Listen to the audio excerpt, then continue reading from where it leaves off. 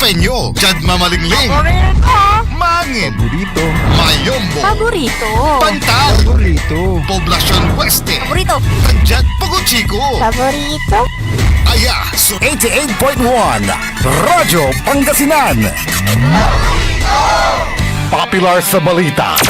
Popular sa musika.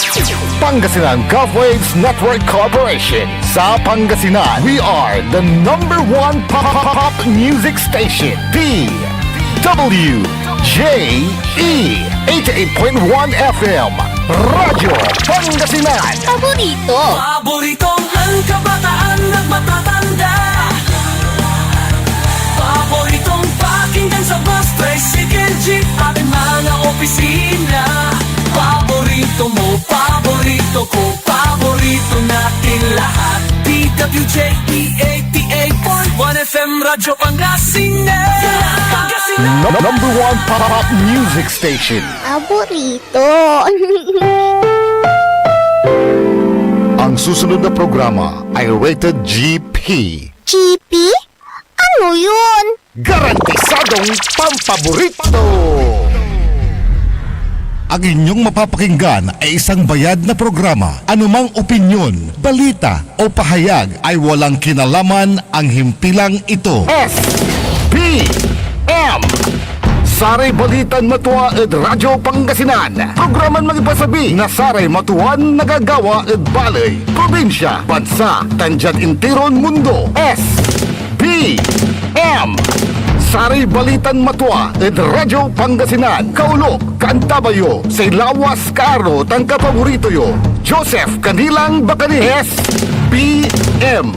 Saray Balitan Matuwa ed Radyo Pangasinan. Lunes hanggang Biyernes, alas 9 hanggang alas 10 na kabuwasan. S.B.M.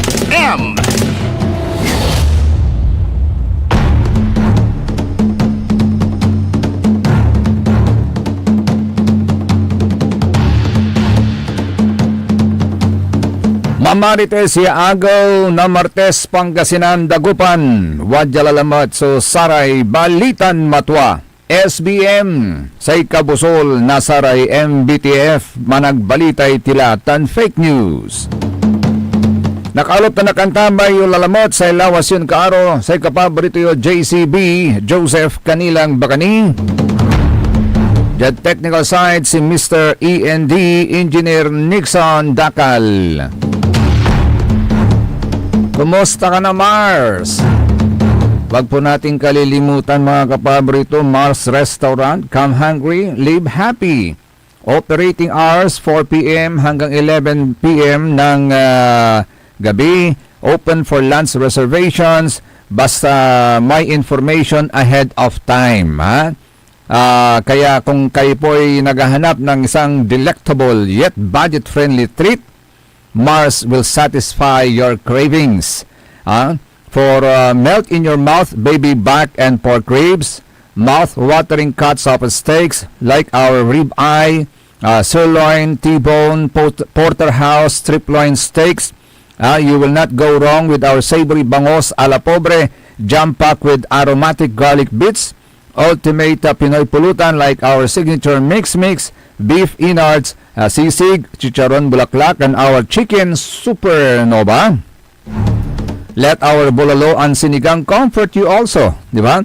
And are you also craving for light meals? Come, try our rich aligi pasta or out of the ordinary Spanish sardines pasta. Satisfying chicken teriyaki wrap and New York strips wrap.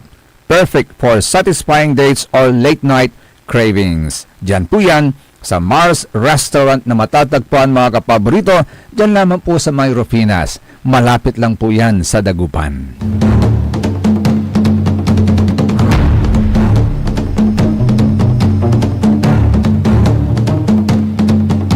Magilalamat sa presyo na sarig gasolina.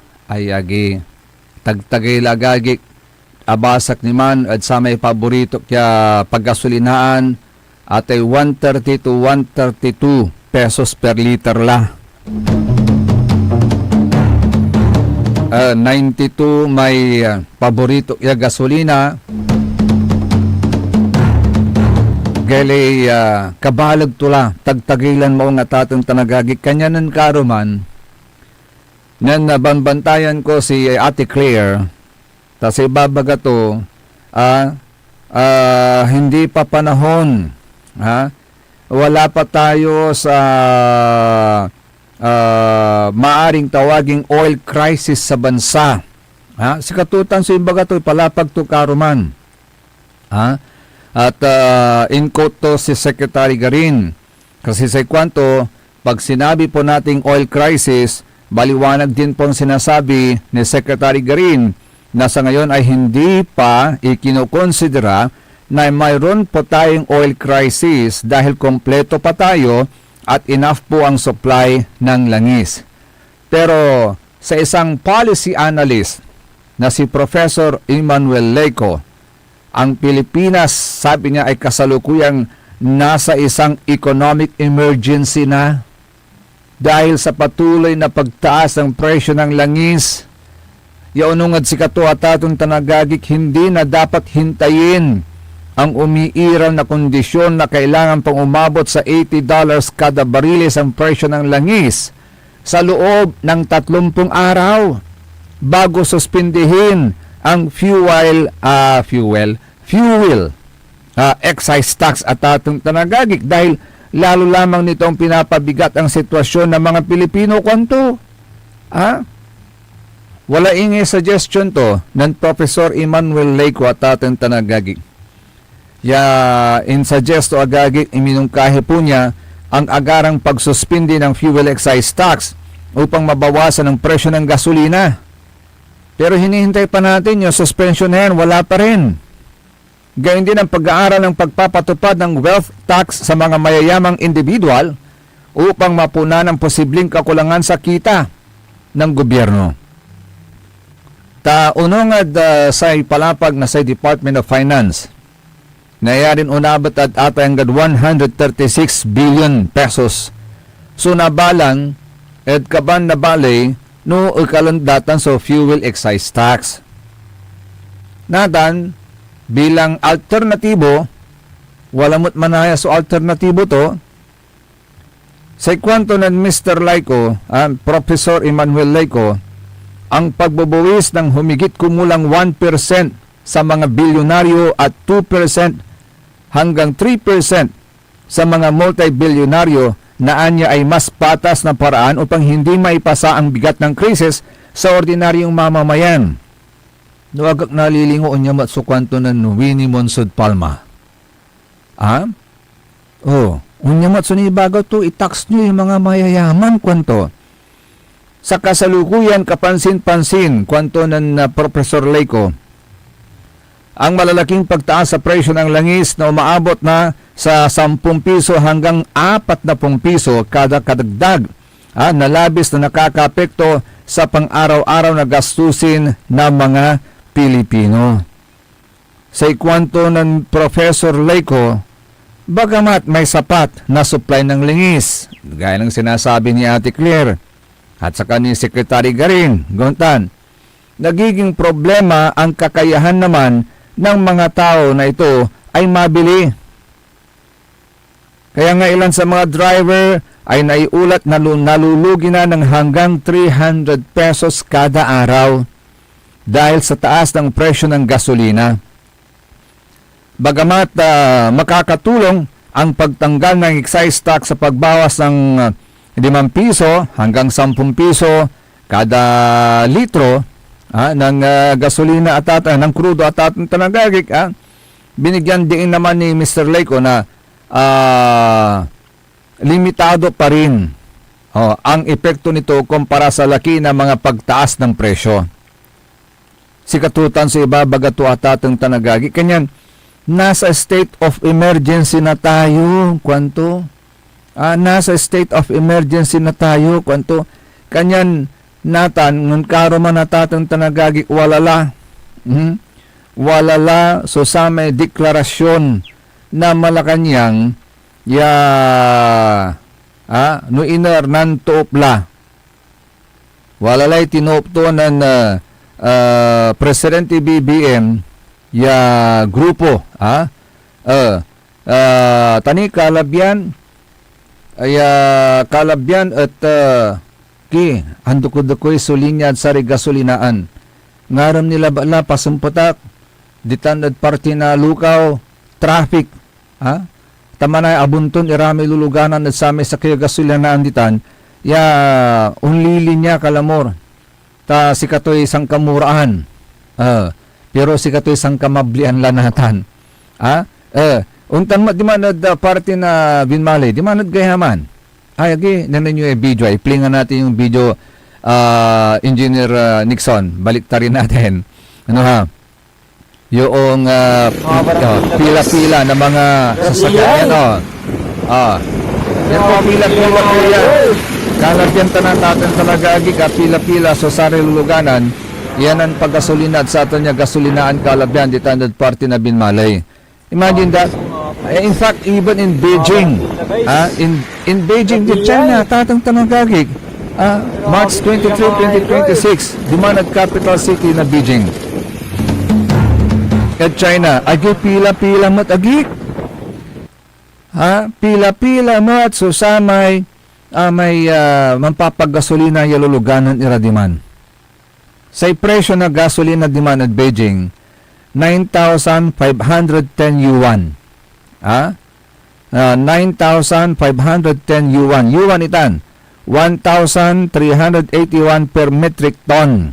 Sikatutan so sa may babayaran dan gasolina dan yan ay rin untaginitan 1,160 yuan or 168 per metric ton yang gad unabot ad gasolin tan just ay diesel da 1,115 yuan per metric ton pila-pila mo di man agagik at Metro Manila ay Beijing kung kukuman Metro Manila pila-pila mat iradiman at Beijing natan ng karoman walalay babagalan ng Ate Claire na may utos na si Pangulong Ferdinand Marcos Jr.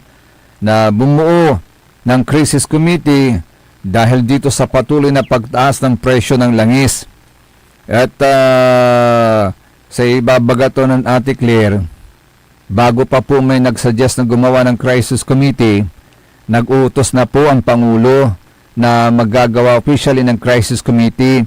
So hintayin na lang po natin ang dokumento para ma-finalize po yun kwanto. Meron pa lang. You know what, Ate Claire? Dapat nung unang araw na tumaas at gumalaw ang presyo ng mga krudo, bumuo na sana tayo ng crisis committee. Inalagar yun yatimagay na anggad 130 to 132 pesos per liter so presyo na diesel. Ay, mansyudot laray transport group. Mansyudot laray transport group. Ni, nyaman sunibalikas to ng Ate Claire karuman, wala pang oil crisis, wala pang crisis sa Pilipinas. Na walang tipa, may balikas to ng Ate Claire karuman. Ng oil crisis, maliwanag din po ang sinabi ni Secretary Sharon Garin ng DOE. Na sa ngayon ay hindi pa kinukonsidera na meron tayong oil crisis dahil kumpleto po tayo at enough po ang supply ng langis. At nagpupursige po ang DOE at ang pamalang ito sa utosan po ni Pangulong Marcos Jr. na hindi mawala ng patid, hindi mapatid ang supply ng langis o produktong petrolyo sa ating bansa. Sa katunayan, sinabi po ni Secretary Garin na mayroon na pong negosasyon patungkol sa 440,000 barrels ng fuel. At sa susunod naman po ay mayroon 600,000 barrels na maaari po tayong maangkat. Ang sinasabi po natin na wala pa po at hindi po pa dinideklara na mayroon tayong oil crisis dahil nga po sapat ang supply sa ngayon. Most probably, according to Secretary Sharon, ang nagkakaroon lamang po ng issue ay tungkol sa presyo. Dahil alam naman po natin kung ano ang nangyayari na krisis sa Middle East. Ang nais pong sabihin ng Pangulo patungkol sa oil crisis, pinapatungkulan niya po doon ay ang oil crisis sa Middle East. Pero sa ngayon po, sa atin at sa payo na rin po ng Secretary Garin sa ating Pangulo, wala pa po tayo maaaring tawaging oil crisis sa bansa.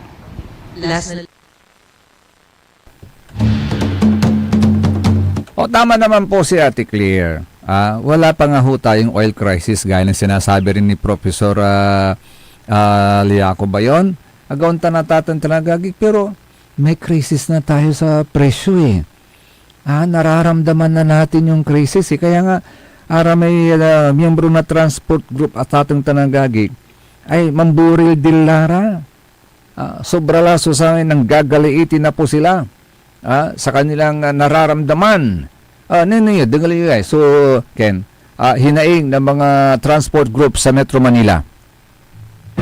Kaya ho, mahal na Pangulo, hindi na namin kaya pihitin sa pamamagitan ng transport strike, baka mapakinggan mo kami. Ayaw namin sana na ang mga negosyo ay magsara. Ayaw namin na ang aming mga mahal na mananakay ay magsakripisyo at mapirwisyo. Pero yung paghihirap ng bawat super at operator, hindi nyo tinitignan. Hindi nyo pinapakinggan. Kung may hinaing ang transport sector at may sinasabi kami, dapat hindi kayo napipikon. Dapat ninyong pakinggan ang mamamayan. Lalo na ang mga manggagawa sa sektor ng transportasyon, ang mga maliliit na manggagawa na maliit lamang ang kinikita. Yung 18 billion pesos, makakasapat na ito kung kukuha kayo ng maiimbak natin gasolina, diesel, o mga petrolyo. Pero ano ang ginagawa ninyo? Mga band-aid solution lamang ang naiisip ninyo parati. Walang pangmatagalang solusyon. Kaya po, sa susunod na Webes at Biyernes, ikakasa namin ang nationwide transport strike kasama ang iba pang mga transport sector. Baka sa Miyerkules pa lang, umpisahan na namin. Ngayong araw, marami na ang tumigil sa amin dahil hindi na talaga kayang bumiyahe. Mahal na Pangulo, kung ang inyong kabinete, kung ang inyong manggagawa sa gobyerno, hindi tinitignan. Yung mga maliliit nating mga super, hindi man lang bumababa sa kalsada para tignan ang tunay na kalagayan nito. Hindi nyo talaga malalaman ang sitwasyon ng bawat super na araw-araw nagsiservisyo sa mamamayang Pilipino. Nakikiusap din tayo sa ating mga mahal na mananakay na sana maintindihan ninyo ang ating mga super. Hindi lang po kayo ang may hapag-kainan, hindi lang po kayo ang may kaldero at plato. Katiting na lamang po ito. Kung ayaw nyo ng taas pasahe, yung iba sana huwag naman nang mag 1, 2, 3. Isa, dalawang pasahero lang ang hindi magbayad. Napakalaking kawalan na po sa isang biyahe namin ito. Kaya mga kasama, sa iba pa, magsama-sama tayo sa March 26, 27 para sa isang nationwide transport strike. Iparating natin sa ating Pangulo ang pagkalismaya sa kanilang mga petisyon na paunang tulong na hanggang ngayon yung excise tax hindi pa rin pinususpend, yung value-added tax nandiyan pa rin. Hindi pa ba sa 500 piso kada araw ang ambot na buwis ng bawat super, ng bawat operator sa isang taon, 180,000 to 2. Vilipas nukto. Untan sulik na anda papasabidan natin na tatang tanagagig. Sikatutan so sami matwa yalik na anda. At saya so nalilik na dan dire-diretso tatagay nasa presyo na krudo Jad Pilipinas. Nutungtong ito atatan tanagagi ang gano jad arum niya mundo, parte ng arum niya bansa, at parte ng mundo atatan tanagagi untan mat so nalilig na da. Siya sa may jad China, untan mat linya-linya so saray luluganan. Jad Cambodia, 67% sa tinagayan na sa presyo krudo da. Vietnam, 49.73%. Jad Nigeria, 35.02%. Jad Laos, 32.94%. Canada. Jad Canada, sa kaymat ya manpuproduce na langis. 28.36%. Jad Pakistan, 24.49%. Australia, 18.23%. Jad US, 16.55%. Jad Singapore, Singapore 15.69% at atang tanagagi. So, hindi lang tayo ng apektado sa nangyayari ngayong krisis mga kapaborito, pero sa makapagpaga, ay aso ibabagatonatan, imbagatonatan at atang tanagagi,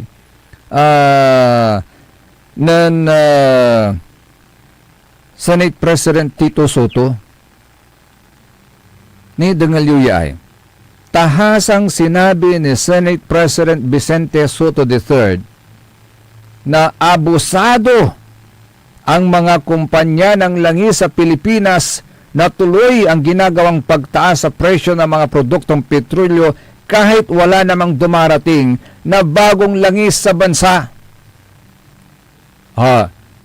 Dengalyo yata tanagagik, bakit tumataas ang presyo ng mga produktong petrolyo, wala namang bagong dumadating na langis sa bansa. So, ibig sabihin, old stock pa yung mga nandyan. Bakit tumataas ang presyo ng langis? At bakit hindi kumikilos ang gobyerno natin para ito ay pigilan? Gaya ng hinaing ngayon ng ating mga motorista na hindi pa sinususpinde yung excise tax at maging yung VAT. Ngayon, sa kwento ng Tito Sen, tama siya na iginiit na ibasura na ang oil deregulation law dahil abusado ang mga Pinoy oil companies. Ang itinaas na presyo ng langis sa bansa ay umabot na sa 97% na pinakamataas sa Asia.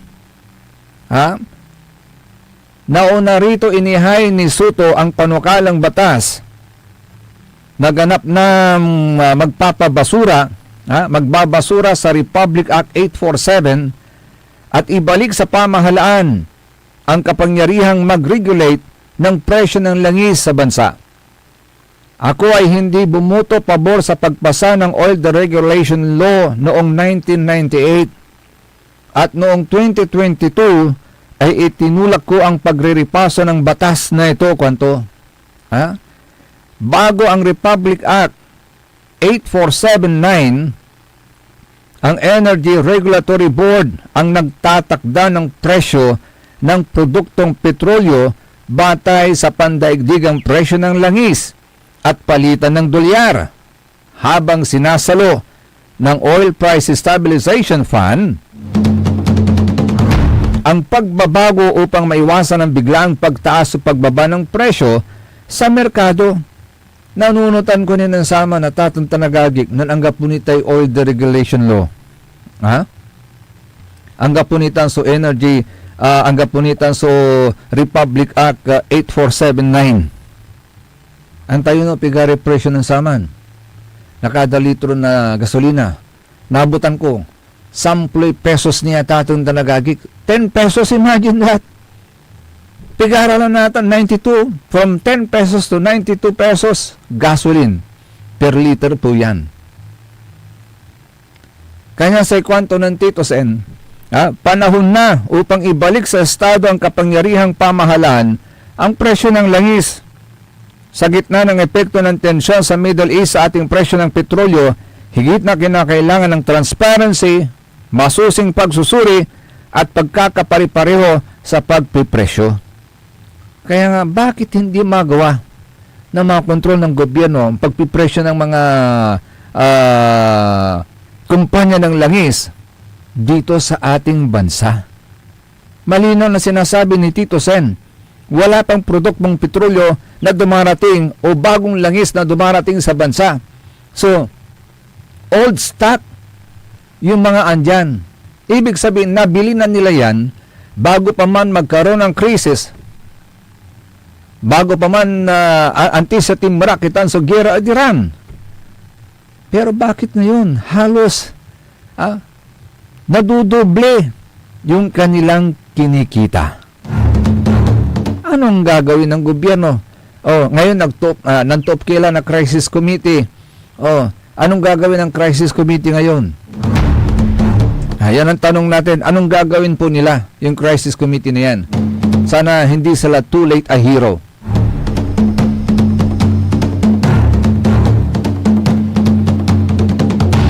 Sikaratan, Susaray, Balitan, Matwa. Magano pa? Natinilalaing ng Mars, mag-relax tayo mamaya. Ay nako. Kakain tayo dun. Come hungry, live happy sa Mars Restaurant. Operating hours 4 p.m. alas 4 ng araw hanggang alas 11 labi. They are also open for lunch reservation. Just inform them ahead of time.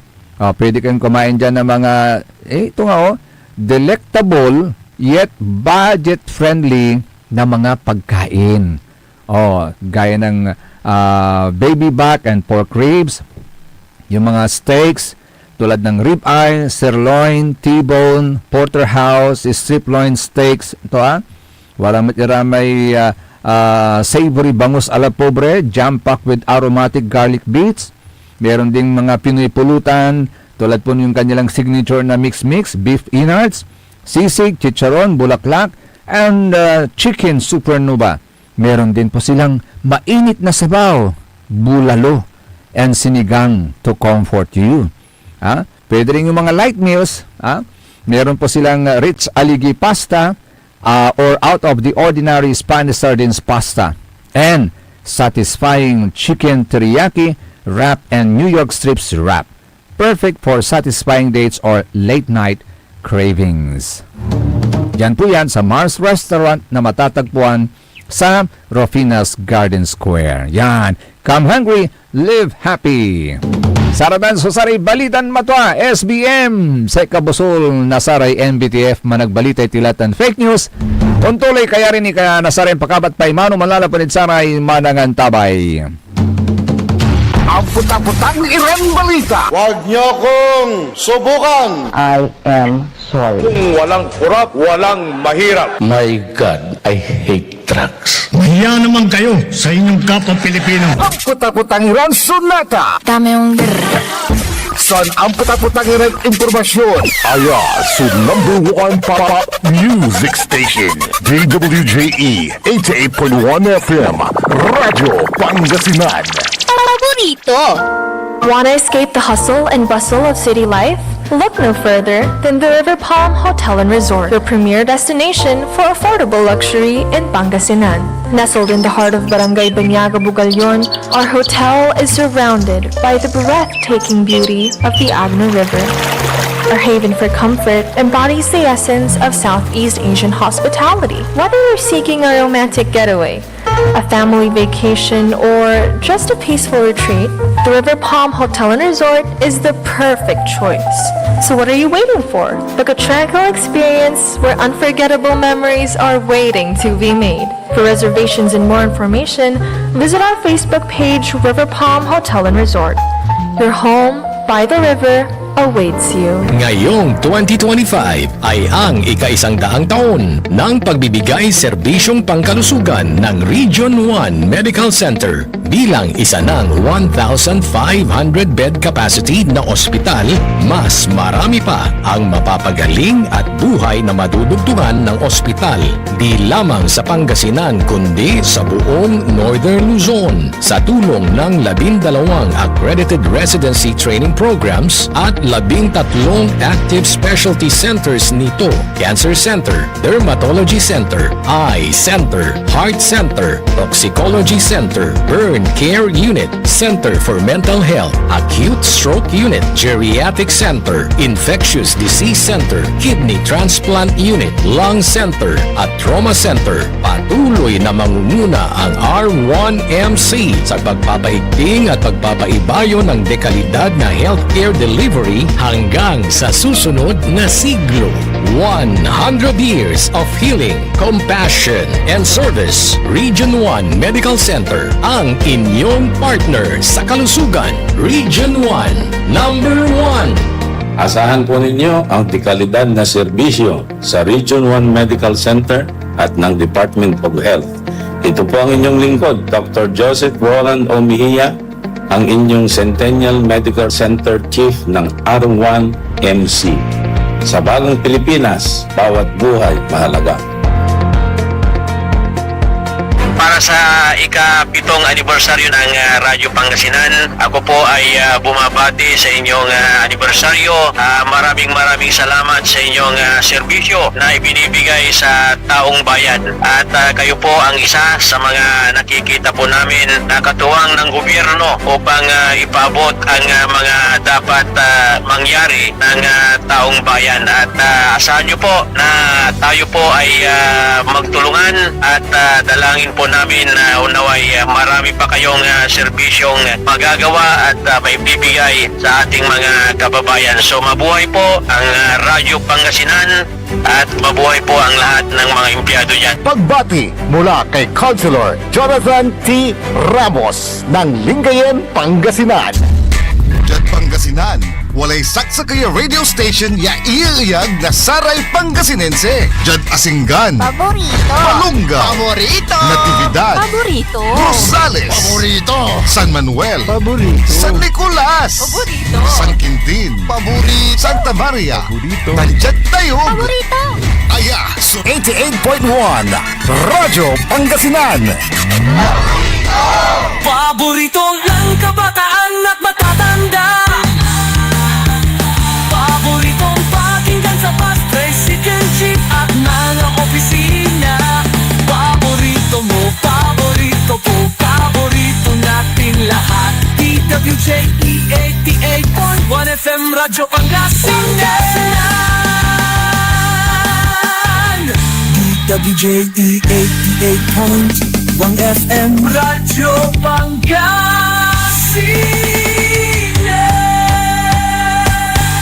Paborito.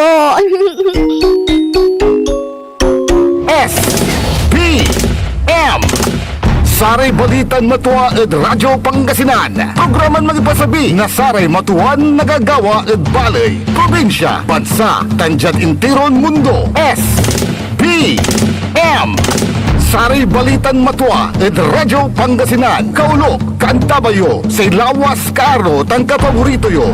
Joseph Kanilang Bacanihes, PM. Saray Balitan Matua ed Radyo Pangasinan. Lunes hanggang Biyernes, alas 9 hanggang alas 10 na kabuwasan. SBM. SBM is brought to you by Mars Restaurant, Galila, Mangantila, and Mars Restaurant. Matatagpuan sa Rufinas Square, Binmaloy, Pangasinan, just along the highway near Dagupan City. A perfect venue for a dinner date. Mars Restaurant. Come hungry, live happy. Tuloy-tuloy sa Saray Balitan Matua, SBM sa kabusol na Saray MBTF, managbalitay tila tan fake news. Alas 9:35 sa oras sila tatong tanagagig, kaulap kantabi ni sa lawas yun karo kapaborito Joseph Kanilang Bacani, JCB. Nayan tayo tatong tanagagig at saya, so nagagawa krisis ito ha. At 400 gas stations la edintiron Pilipinas sunansara. 400 gas stations la sunansara. Natan, sa isakimat ya measures ya gagawan na saray LGUs, may cancellation na aratay celebrations. Imuna nga so San Fabian ang ipawan na sa ate gangan Natan Walalamat so sa Kuya LGU at Luyagten Pangasinan with similar sentiments. Yasay kwanto dahil sa tuloy-tuloy na pagtaas ng fuel prices worldwide at concerns sa energy supply, may bagong guidelines na kailangang sundin para makatipid sa kuryente at resources. Ito po'y galing sa bayan ng Malasiki. Memorandum para sa lahat ng barangay officials at residents ng Malasiki. Na sinasabi dito mga kapaborito, ang mga fiesta celebrations ay limitado na lang sa one-night event. Isang gabi na lang. At pansamantalang pinagbabawal muna ang ibang gatherings tulad ng founding anniversaries, basketball at ibang sports tournaments at iba pang katulad na events. Ngayon, bakit ito ginagawa? Ang rason, justification ng bayan ng Malasiki para masigurong maayos at sapat ang paggamit ng energy, lalo na ngayong may malaking epekto ang pagtaas ng presyo ng langis dulot ng krisis sa Middle East. Gaano katagal ito? Effective ito for 1 year. Maliban na lang kung malif ng mas maaga. So hinihiling ang kooperasyon ng lahat para sa mas maayos at sustainable na paggamit ng enerhiya sa ating bayan. Office of the Municipal Mayor. So linawin lang po natin, may mga events lang na sinususpend pero tuloy pa rin siyempre in honor of your mga patron saints. Sa gauntan, natin tanagagi kaya nga po tayo nagkakaroon ng mga fiesta-fiesta. Gauntan. Ha? And tulad dito, sa lungsod ng Dagupan, Bangos Festival Lalamat at ating tanagagik. Although that is not in honor of St. John the Evangelist, tapos na po, nagpiesta na po tayo. Yan po naman ay para lang sa ating naumpisahan na Bangos Festival, Gauntan at ating tanagagik. Ngayon, ang para daw makatipid, isa sa mga major components ng Bangos Festival ay tatanggalin. Alin po yung tatanggalin? Yung gilon-gilon. Tatanggalin po yung gilon-gilon. And the rest of the major events yata tuloy pa rin. Tulad po nung Kalutan at Dalan. And that is a very major event also. Kasi yun po yung pinaka-last na major activity sa Bangus Festival. Yang Kalutan at Dalan. Bakit Kalutan at Dalan? Bakit yung gilon-gilon? Yung gilon-gilon kasi yung gilon-gilon pwede ba natin sabihin hindi income generating event yon? Why? Kasi sa Kalutan, magbebenta sila ng grill. Sa pagbebenta nila ng grill, hindi ko alam kung magkano na ngayon ang isang grill. Meron pong mga freebies po yan. Kasama po dyan ang bangus, mga uling, etc. etc. So, dahil magbebenta, so ibig sabihin that is income generating. Whereas sa gilon-gilon, gagastos na yung mga gagastos pa na yung mga kasali sa events, gagastos pa yung gobyerno sa pamimigay ng premyo. Gauntan. Hindi ko alam kung pwede rin idaan sa mga sponsors. At doon na lang kukunin yung mga pampapremyo sa mga contingents na sasali sana sa gilon-gilon. Isa hong masayang event po yan, yung gilon-gilon na yan. At naging bahagi na po yan talaga ng Bangus Festival history. So, yun nga, sabi natin, dahil dito sa crisis, so, hindi natin alam kung itutuloy o hindi. Although, according to information, yun na nga po yung lumalabas ngayon, mukhang etsapwera muna, yung gilon-gilon. Pero yung Kalutan, tuloy po yan. Sabi nga natin, siguro dahil that is an income generating event. Gauntan. At tulad sa Binmali, nagkaroon din ng kalutan. Nagawang natin talaga, by the way, magkano pong napagbintahan pala sa kalutan dyan po sa Binmali? Meron ho ba tayong report, accounting report, patungkol sa magkano ang nagastos at magkano naman ang pumasok sa pagbebenta ng kalutan? Meron ho bang accounting report po yan?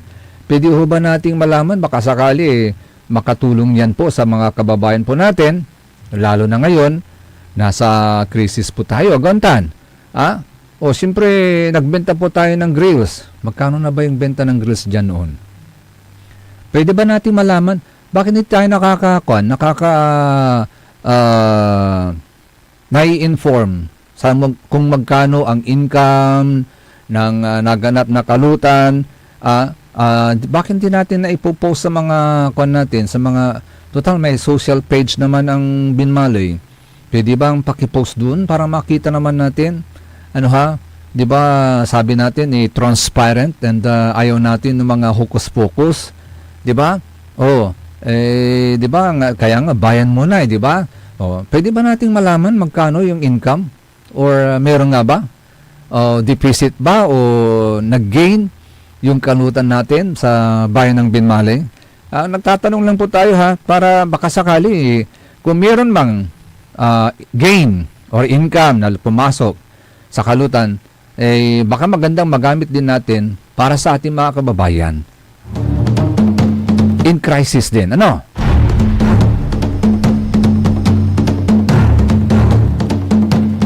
So maraming epekto nito.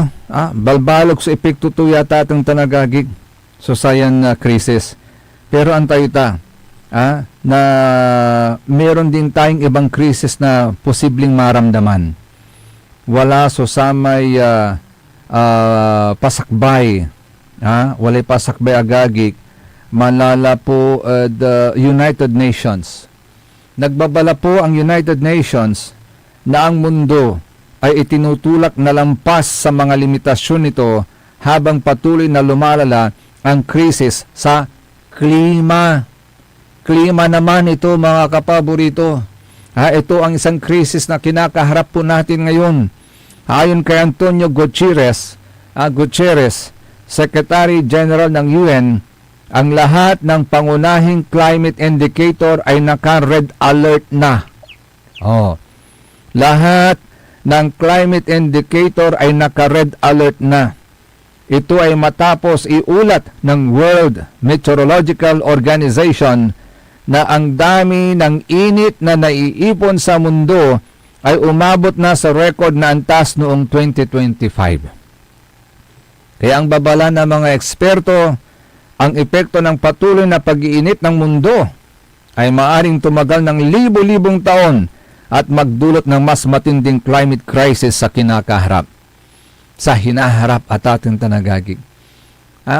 Sa ikwandalanti aramay glaciers, aramay bundok na punong-puno ng yelo, unti-unti nang natutunaw. At kapag yan ay natunaw, tataas yung volume ng dadami ang volume, tataas yung volume ng tubig sa mga dagat at sigurado apektado yung mga low-lying areas. Ibig sabihin, babahain yung mga low-lying areas. Lalo na latan, kwanda tatong tanagagi ka, mawawala na yung amihan, tapos na ang amihan, magsisimula na ang tag-init, formal nang pumasok sa bansa ang tag-init o summer season, makarang matapos na ang amihan o malamig na panahon. Ayon sa Pag-asa, ang paglipat ng direksyon ng hangin mula hilagang silangan patungong silangan dahil sa pagbuo ng high pressure area sa ibabaw ng Northwestern Pacific ang nagpapahiwatig ng pagwawakas ng panahon ng amihan at pagsisimula naman ng panahon ng tag-init. Gayunpaman, kahit summer season na, ay maaari pa rin makaranas ang ilang lugar sa Northern Luzon na paminsan-minsang malamig na hangin mula sa hilagang silangan. At dahil summer na, pinayuhan po ng Pag-asa ang publiko na mag-ingat sa paglabas ng bahay ngayong tag-init dahil maraming maaring maging sakit sa panahong ito tulad ng sakit sa balat. Sakit sa balat, pigsa, sore eyes, tigdas at iba pa. Ugaling magdala ng inuming tubig kung lalabas para iwas sa dehydration at payong para hindi direktahang maapektuhan ng init ng araw. Actually ngayon pa lang, marami na rin pumupunta sa mga dagat, no ha? Mag-ingat po tayo dahil marami na po tayong natatanggap na mga balita ulit na ito ang tinatawag na nalulunod. May mga nalulunod na po mga kapaborito ha. Ingat-ingat lang po sa mga beachgoers po natin ha.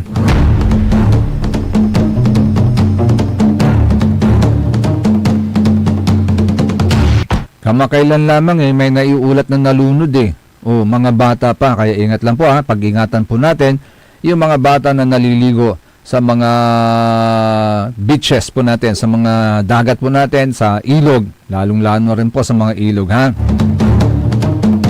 Ito magandang balita. Pinahiwatig po ni US President Donald Trump na malapit na nilang makamit ang kanilang mga layunin laban sa rehimeng Iran, kaya't pinag-iisipan na ang pagtatapos ng malawakang operasyong militar sa Middle East. Ay, sana naman. Sa kanyang pahayag, binigyan din ni Trump na matagumpay ang kanilang mga naging hakbang labang sa tinuturing niyang terrorist regime. At panahon na para pag-aralan at unti-unting pag-atras ng pwersang Amerikano sa rehiyon. Yon. We are getting very close to meeting our objectives as we consider winding down our great military efforts in the Middle East with respect to the terrorist regime of Iran. Sikatutan sa ibabaganatan. Nung Donald Trump ay bilisan mo Donald Trump, bilisan mo, tani, aliwalain nalilik nami, manatagilan so presyo gasolina, wala mo laso sa may ganto, a Department of War, dito sa Amerika, to postpone any and all military strikes against Iran's energy infrastructure for a 5-day period as negotiations continue toward a complete and total resolution to end hostilities in the Middle East. Ay, salamat naman. Hindi pa man natutuor yan, maganda na rin pakinggan na matatapos na rin finally. Yung gira dyan. At kung matatapos yan, siyempre makakahinga na rin po tayo. Gauntan. Taon doon la. Walalay panawagan to nun Pope Leo the 14th at atong tanagagig kinaro tula so sa may ceasefire ditan niya dengalan tayo so sa may panawagan to nun Pope Leo the 14th.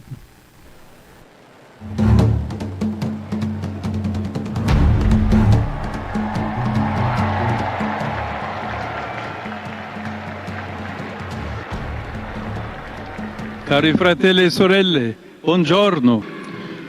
Continuo a seguire con sgomento la situazione in Medio Oriente, così come in altre regioni del mondo lacerate dalla guerra e dalla violenza. Non possiamo rimanere in silenzio di fronte alla sofferenza di così tante persone vittime inermi di questi conflitti. Ciò che li ferisce, ferisce l'intera umanità. La morte e il dolore provocati da queste guerre the death and suffering caused by these wars are a scandal for the whole human family and a cry before God. Sikatutan so pala pagtuatatan tanagagik non Pope Leo the 14th yara may wadman at I strongly renew the appeal to preserve in prayer so that so that hostilities may cease and path of peace may finally be opened based on silence, sincere dialogue, and respect for the dignity of every human person. Sincere dialogue, sikatutan sukaruto ng Pope Leo the 14th at saray leaders na bansa at atong tanagagik. Sincere dialogue sikatutan so marakerakep ya solusyon ed anto kaman ya conflict atateng tanagagig. Sincere dialogue. Ano nutan ko lalaingan? Singa ditan at Barangay Basing. Good morning sa mga taga Barangay Basing. Sa mga single ladies. Kay Madam Emma Lipio. Kay Nanay Bihing. Kay Nanay Kunching. Kay Kagawad S. Esperanza. Kay Doktora Perla. I-absent Calabyan at sa aming meeting. Sincere dialogue. Akin ta nabibilatimatan sa Barangay Basing. Wala mo sa conflict ditan. Wala mo sa conflict ditan at Barangay Basing. Say amay ko tawag to jay magano ta say Barangay Council ditan at Barangay Basing.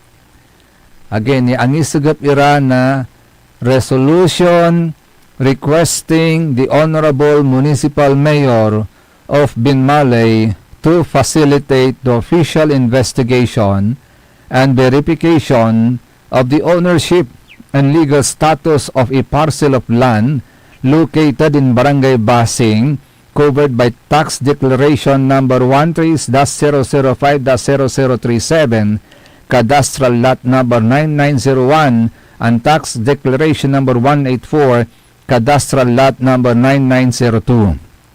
Wagak nalilingo, they are referring sa may dalin ya kulaan, kinatatayuan na San Isidro Labrador Chapel. Abi-ilat-ilatan nan kapigan man niya agaw, ya atay San Isidro Labrador Chapel, sa ilutin na kulaan tutan at sinaliw na ermandad. Walay saliwan niya agawa ditan. In fact, akarihistrutan, yadalin, edngaran na sa San Isidro Labrador. Natan, agawa sa conflict, nan sa kaya barangay kagawad, kibabali ang tutan so ermandad. Nagmaliw yung ermandad, sa ginawa da, aman so samay kayarian na sa San Isidro Labrador Chapel, which is under the care of the church at atang tanagagig, sinasara may barandillas irama na mo. Ta ni-repair datan, aramay kera, ya inikal ditan, ya parte na sa chapel, imbilibilin na sa may former parish president si Father Ayong, ya iyan dalabat ditan agagagalawan nasay hermanidad o dino sa iban da BEC. Pero nan imirong iyaso sa kaya barangay kagawad, ginawa dan hermandad, akibabalyan daman. Susamay kayarian na San Isidro Labrador, akwanta say balitak nakardaamon inlako. Inlako at atong tanagagig. Aga na pag, yapi babalyan nitan. Agawon tan at atong, say simbahan labat sa makan pandesisyon ditan. Sara may BEC, agawon tan.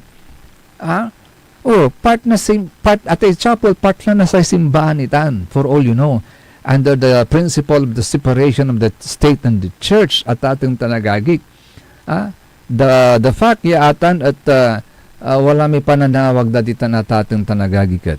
Ingaran nyo lad San Isidro Labrador, that forms part of the under the care of the church at atong tanagagig. Guntan, nogak nalilingwa, then correct me if I'm wrong. Pero uman so pakatalos tayo malanti at atong tanagagig. Agyuhan labat anggan impatanir. Inla ko yung akibabalian nyo, akinunungan nyo. Samantalang may datin paris presikatoy ng gastos ditan. Yan ang repair. Nasa tay Barangay Chapel. Agaundan, tay San Isidro Labrador Chapel. Akinunungan nyo. Insan, si babagadan si karakunoy ng patiles out of their pocket. Very good, nice. Pero out of your pocket nga ba? Kulang to may nalako nyo balot nasa may pankerya na sa San Isidro Labrador Chapel. Nathan, they would like to claim, kay questionan da natan. So, akin at nusipay talagang makankeryan, nasatan niya property. Agantan, lakay lad kurti, tadi man nyo tapen na nyo, inarsukulaan nyo, amay pangipapasa na nyo yung sarili. Tapen antoy pangipasa na nyo yung sarili. At mahirap lang tino, hanggang ibabagat dyan na there is the principle of the state, separation of the state and the church. But, ag kayo undangal. Ag yududangalan kanyan. Pero antayo, simpleng problema lang yan. It can be done in a sincere dialogue.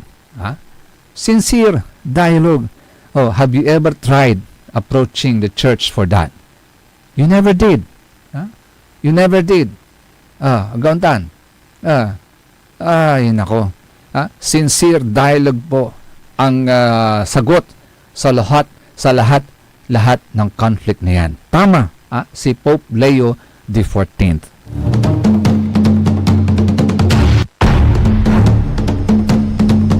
Sincere dialogue na dapat maintindihan nyo rin with open minds and with open hearts. Hindi yung gigit nyo yung gusto nyo. Batas nyo. Then we will not arrive in a good sincere dialogue. Ay, age. Sige.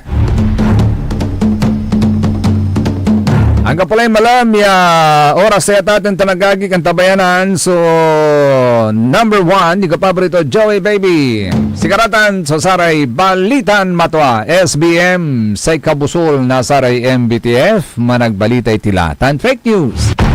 Akalo bakang tabi lalangula sa lawas yun kaaro, lawas yung kapaborito, JCB, Joseph Kanilang Bakani. Kantabay team at the technical side si Mr. Ian, the engineer Nixon Dakal. By the way, may I also pay my tribute to the late TQT. Wala ni pigaran minutos. Sa Itulorda, this coming Saturday man. Nalilingan to Pero kay batimat lang ti si TQT, Jad Radio Pangasinan, Jaso Sampot, ang ibalitan to na sara may balitan tartariwa. And you know what? Sa pakanod-nuton dan ko labat dat si Sir TQT, Kuya Tito, antayo no panon ton lima sa may likna balay, mabaton biglaan tan sulik na balay at programa ton balitan tartariwa. It was then na I decided to adapt. Siya, amin ng kuya, ilastog ko dan. I decided to adapt yung expression na yon ni TQT na likna ay balay. Ginawa min sa kaya programa. Insalat min sa may dati bubunbunan min programa ng partner kon RJ. Ginawa min likna ay balay. Which is very more appropriate. Tapyan jaruntan sikatu singa saya aman niya program singa sumanso singa besngawan naliknaan daray umbalay ay magunigon suliknaan da agon tanata tanagagik tapyan jaruntan at walay singa programa da ya pangibes ngawan da that is likna ay bali at ating tanagagik ya inggawan tinitan na jingle. So TQT, thank you for being a part of Radio Pangasinan, for your balita tartariwa, and we will surely miss TQT at sara may alarlalarong ira ya Pangasinan to at ating tanagagik. Condolence to the family and may you rest in peace, TQT.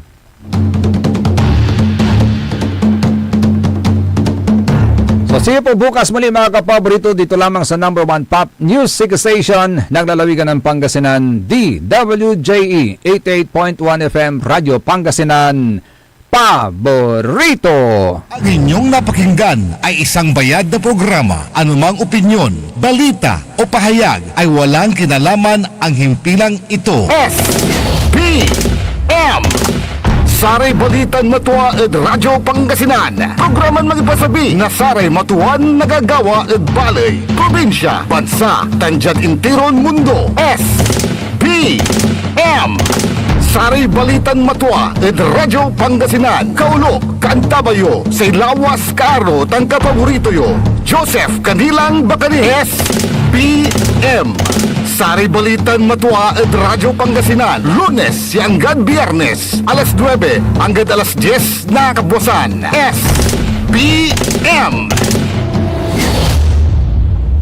Tired of the stress and noise of the city? And looking for the